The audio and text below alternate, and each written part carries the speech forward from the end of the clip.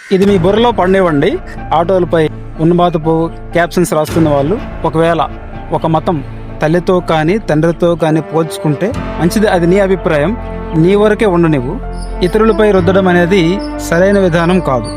ఎందుకంటే ఒక మతం, ఉదాహరణకు నీవు నమ్మే హిందూ మతం నీకు తల్లి లాంటిదైతే ఆ తల్లి నలుగురు బిడ్డలను కన్నప్పుడు ఒక ఇద్దరిని లేదా ముగ్గురిని మంచిగా చూసి ఒకరిని హీనంగాను అవమానకరంగాను గుజుప్సాకరంగా వెలివేసే విధంగా చూస్తుందా?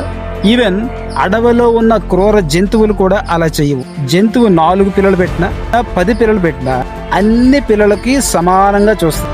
జంతువుకి ఆపాటి జ్ఞానం ఉంటే తల్లిగా భావించే నీ సంస్కృతి, నీ సాంప్రదాయం, ఇతర వ్యక్తులను కూడా నీవు గౌరవించాలి కదా.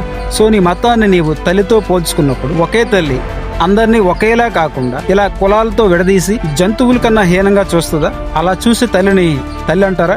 క్రూర జంతువులు కూడా అలా అసహించుకోవు, అవమానించవు, హీనంగా చూడవు, తక్కువ చేసి చూడవు. మతి స్థిమితం లేని పిచ్చి జంతువులైతే తప్ప. సో దీన్ని ఆలోచించి సమాధానం చెప్పండి.